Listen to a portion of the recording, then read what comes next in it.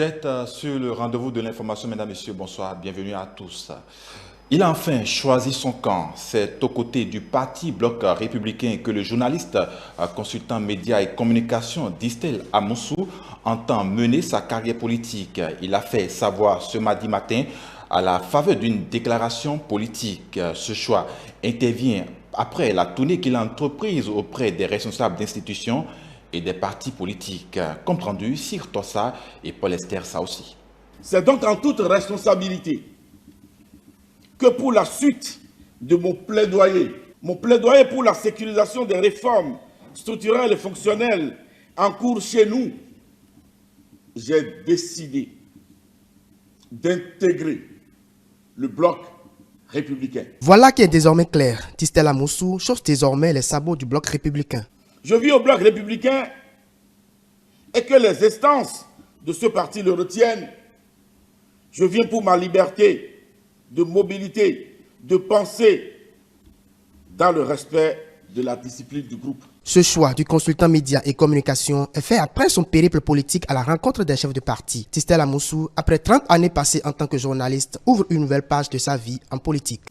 Je ne viens pas en politique pour me dénaturer. Je resterai moi. Moi, dans mon intégralité et la plénitude de ma posture. Je viens en politique pour apporter ce mien à la sécurisation des réformes en cours dans notre pays. Conscient qu'une seule hirondelle ne fait pas le printemps, j'ai besoin de l'engagement et de la détermination des autres compatriotes qui pensent comme moi au sujet de la sécurisation des réformes structurelles et fonctionnelles en cours sous le leadership du président Patrice Talon, mon mentor, mon modèle, sur qui je fais focus pour sa détermination à sortir le Bénin des dédales de la pauvreté et de la misère. Aux côtés des leaders de son parti, le désormais acteur politique entend pérenniser les réformes courageuses entreprises par le président Patrice Talon et apporter sa contribution quant à l'atteinte des objectifs. Et puis le Conseil économique et social a organisé ce mardi matin un séminaire sur le thème « La croissance démographique au Bénin, quelle stratégie en matière de population pour un développement durable ?» Objectif, à cerner la question de la population, non pas seulement en termes de chiffres ou de mouvements, mais aussi en termes de qualité de vie. À travers cette activité, le CES exerce sa fonction de saisine. Les détails dans ce compte-rendu signé Stélia Padon. Une augmentation galopante de la population au fil des années, c'est ce qui ressort de l'interprétation des chiffres et statistiques disponibles. Au Bénin, entre 1960 et 2020, le nombre d'habitants est passé de 2,43 millions à 12,12 millions, soit une augmentation de 398,6% en 60 ans. Cette situation favorise-t-elle ou réduit-elle les chances du Bénin à réaliser ses objectifs de développement durable, non seulement en ce qui concerne les générations actuelles et futures? C'est le bien fondé de cet atelier qui permet au Conseil économique et social d'accomplir sa mission constitutionnelle en apportant sa contribution aux efforts déployés par le Bénin pour l'atteinte des objectifs de développement durable. La présente initiative se justifie pleinement, d'autant plus que l'efficacité des politiques publiques en matière de développement durable, dans une certaine mesure, dépend de la prise en compte des facteurs essentiels liés à l'homme et à son comportement. À cet égard, de nombreuses questions se posent. Nous pouvons en énumérer quelques-unes, à savoir quelle politique mettre en place pour une croissance démographique maîtrisée et contributive au développement. Comment faire pour que la croissance démographique soit un facteur d'accroissement de la productivité avec une main-d'œuvre qualifiée? Ces préoccupations vous ont amené, Monsieur le Président, à nous confier l'organisation du présent séminaire. Cette assise a donc été pour les participants l'occasion de cerner les questions et préoccupations concernant la transition et le dividende démographique en lien avec les stratégies et politiques mises en œuvre par le gouvernement pour une croissance économique solide et un bien-être social durable. Lorsqu'on évoque la question de la croissance démographique dans le monde, plusieurs préoccupations viennent nécessairement à l'esprit. L'une des plus importantes est celle liée aux effets de la poussée démographique sur l'avenir même de l'humanité. À ce sujet, plusieurs théories, des plus sombres aux plus optimistes, ont été élaborées sans toutefois épuiser la question. Les enjeux y relatifs étant tout à la fois mouvants et multidimensionnels. Il est bien normal qu'une institution de la République en charge d'études et de réflexion sur des questions de société comme la nôtre se préoccupe d'une telle problématique. Plusieurs communications ont ponctué cet atelier organisé par le CES sur le thème « La croissance démographique au Bénin, quelle stratégie en matière de développement durable ?» À l'issue des échanges, des recommandations ont été formulées à l'endroit des pouvoirs publics en vue d'une consolidation des acquis dans ce domaine et d'une amélioration de la situation qui prévaut. Alors, on va parler maintenant de cette rencontre longtemps espérée par la Confédération syndicale. La rencontre avec le gouvernement est annoncée pour ce jeudi 8 septembre 2022, comme l'évoquait Anselme Amonsou, secrétaire général de la Confédération des syndicats autonomes du Bénin, CSA à Bénin, sur le plateau du duel de ce dimanche 4 septembre 2022. Et donc, c'est cette absence et ce silence du gouvernement face à tout ce que nous constatons, nous vivons, et qui nous a conduit donc à organiser cette conférence publique et que nous avons besoin d'échanger avec lui pour regarder ensemble quelles sont les meilleures mesures que l'on peut prendre. Vous pouvez apaiser quelqu'un juste en lui parlant, vous savez bien. Et je ne sais pas s'il y a un lien direct, mais aujourd'hui nous sommes invités pour le 8 septembre prochain pour échanger avec les membres du gouvernement.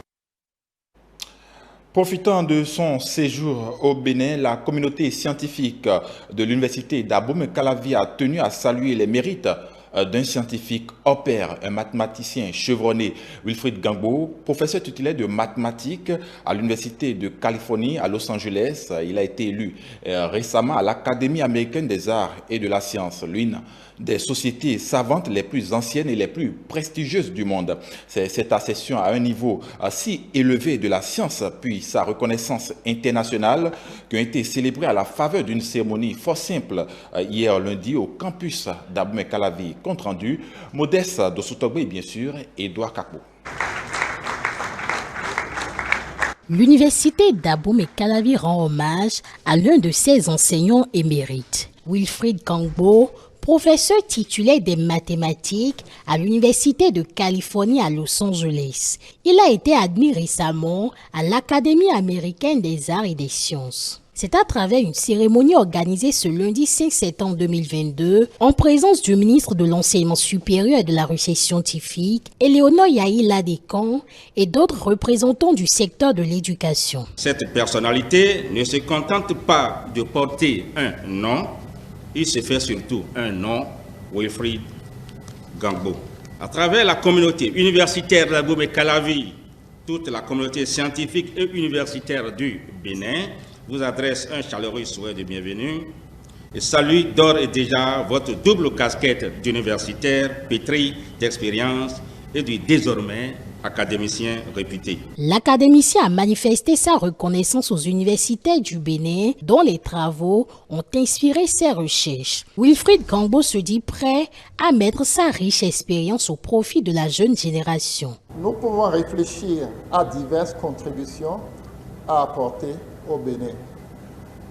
Pensez à un milliardaire que vous approchez et vous lui demandez d'offrir tout son milliard aux autres. Soit il vous dira non, Mais s'il décide de le faire, il sera très triste. La vertu de nous, scientifiques, si vous nous demandez d'offrir tout notre savoir à quelqu'un, après que nous l'ayons donné ce savoir, nous n'avons rien perdu, nous avons toujours encore tout notre savoir. Ça, c'est une chance qu'on nous a donnée, que quel que soit ce que nous partageons, nous ne perdons pas. Notre rôle, ce que nous apprenons au fil de notre carrière, c'est d'identifier les plus jeunes que nous qui ont un potentiel et de les pousser vers le haut autant que possible.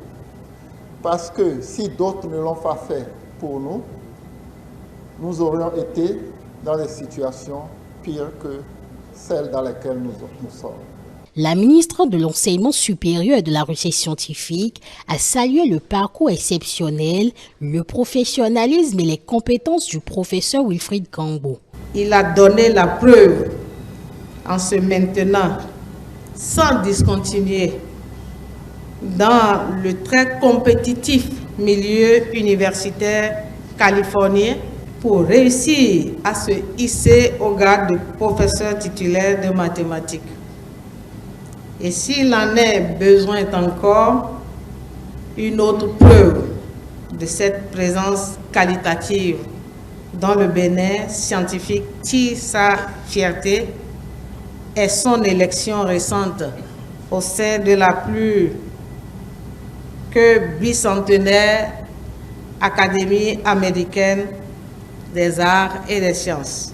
Une attestation et des mots de remerciement de l'université d'Abomey-Calavi.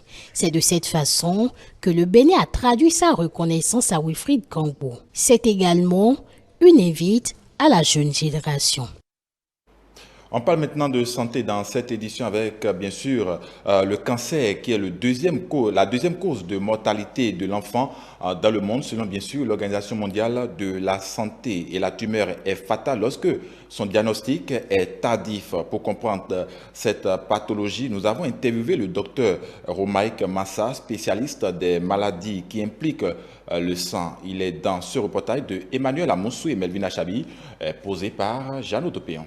Le cancer est une pathologie qui peut subvenir à tout âge et à n'importe quelle partie de l'organisme, comme il est le cas chez les enfants. Il est l'une des principales causes de décès. Le cancer existe bel et bien chez les enfants. Maintenant, quelles sont les causes? Malheureusement, en matière de cancérologie, nous ne parlons pas de causes, nous parlons plutôt de facteurs de risque. Alors, les facteurs de risque qui vont amener un enfant plus tard à faire un cancer sont de plusieurs ordres. Nous avons les facteurs génétiques, c'est-à-dire qu'il y a des prédispositions avec lesquelles l'enfant va naître et ces prédispositions vont amener plus tard cet enfant à développer un cancer. Facteurs génétiques, nous avons les facteurs environnementaux. Les enfants peuvent y être exposés soit depuis le ventre de leur maman, soit après leur naissance. Il s'agit par exemple de l'exposition aux dérivés d'hydrocarbures de pétrole, comme le benzène qu'on trouve dans l'essence, notamment l'essence frelatée, auxquels les enfants sont exposés depuis la grossesse. Et après, quand le bébé naît, le bébé est également exposé parce qu'au moment où la maman continue son activité, le bébé est présent. Donc nous avons l'exposition aux hydrocarbures qui est un facteur de risque pour développer plus tard un cancer chez l'enfant. De même, les conséquences du cancer varient en fonction de l'organe atteint par le mal. En effet, ceci peut être détecté au niveau du rein, de l'œil, dans le sang, pour ne citer que ceux-là. Lorsque vous prenez par exemple les cancers du sang chez l'enfant, les premières manifestations vont découler du fait que la cellule qui se multiplie de façon anarchique ira étouffer l'usine dans laquelle les cellules du sang doivent être produites. Dans la leucémie aiguë, par exemple, chez l'enfant, les manifestations, les conséquences de ce cancer vont être en premier anémie, en deuxième lieu infection à répétition avec beaucoup de fièvre, troisième lieu les saignements à répétition. Et puis, les cellules méchantes dont on vient de parler ne vont pas rester seulement dans l'usine qui produit les cellules du sang. Ces cellules méchantes vont migrer et vont aller coloniser, par exemple, le site où nous avons les ganglions. Et donc, les ganglions vont devenir très gros et vont pousser un peu partout, que ce soit au niveau du cou, que ce soit au niveau des aisselles. Et ça va donner ce que nous appelons des adénopathies, ce sont des ganglions qui poussent un peu partout et qui vont augmenter progressivement le volume. Lorsque nous prenons par exemple le rein, qui peut être également touché par un cancer, lorsque le cancer survient sur le rein chez l'enfant, ce que nous appelons le néphroblastome, vous avez une masse, vous avez l'impression que le ventre de l'enfant commence par grossir. Donc la première conséquence que vous allez voir, c'est que le ventre commence par grossir. Une fois que le mal est détecté, le patient suivra des traitements. Au nombre de ceux-ci, on peut citer la chimiothérapie, la chirurgie ou la radiothérapie. Il peut s'agir de chimiothérapie, donc là on va utiliser des drogues qu'on va donner comme médicaments. Nous avons également la radiothérapie, c'est-à-dire qu'on va utiliser des rayons pour détruire les cellules cancéreuses. Nous avons également la chirurgie qui fait partie de l'arsenal thérapeutique que nous allons utiliser pour traiter le patient. Alors, selon le type de cancer, c'est-à-dire selon l'organe touché, selon l'âge de l'enfant, selon le stade auquel on a diagnostiqué le cancer chez l'enfant, ces différentes méthodes vont être associées de façon uniforme. Il peut s'agir d'une association de chirurgie, plus chimiothérapie, plus radiothérapie après, comme il peut s'agir simplement de chirurgie plus chimiothérapie ou de chirurgie plus radiothérapie. Ça dépend. Certes, la guérison est possible pour plus de 80% des enfants atteints du cancer, mais elle découlera d'une prise en charge efficace et rapide. En page interne de cette édition, la médecine traditionnelle chinoise a une histoire très riche de milliers d'années et continue d'évoluer avec son temps. Les produits de la médecine traditionnelle chinoise font partie des produits exposés à la Foire internationale du commerce des services de Chine de cette année. Regardez, demandez et écoutez, et prendre le pouls. Voilà les 4 méthodes classiques de diagnostic dans la médecine traditionnelle chinoise, mais la recherche moderne en inclut aussi. Ici, je vais essayer l'un des outils de pointe pour le massage dans la Foire internationale du commerce des services de Chine de cette année.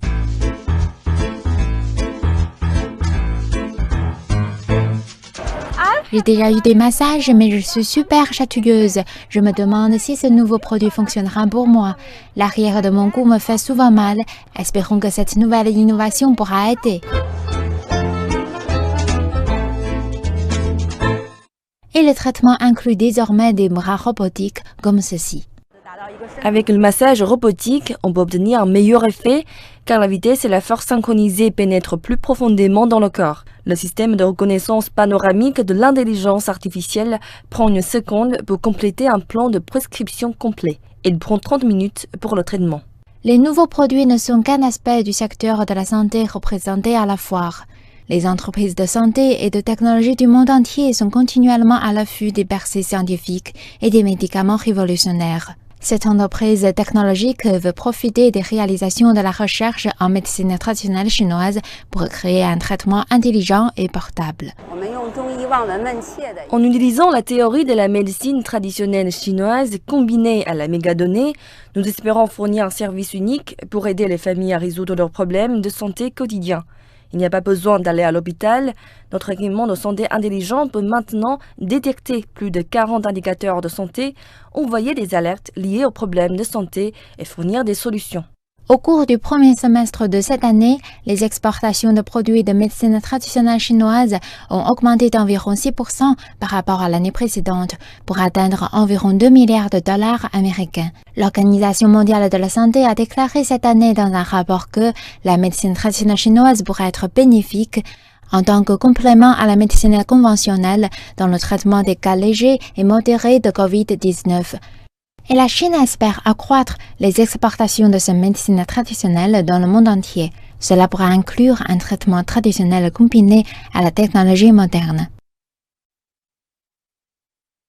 Voilà, point final à cette édition derrière laquelle se cache toute une équipe qui vous remercie pour votre fidélité toujours renouvelée au service de l'information de E-Télé. Vous pouvez retrouver cette édition sur l'ensemble de nos plateformes digitales, notre site internet www.etélébenin.com, notre page Facebook E-Télé en direct, notre compte Twitter E-Télé Live, notre chaîne YouTube E-Télé Bénin et en direct via notre application iOS et Android E-Télé Bénin tout simplement. Mesdames, Messieurs, très bonne soirée à vous.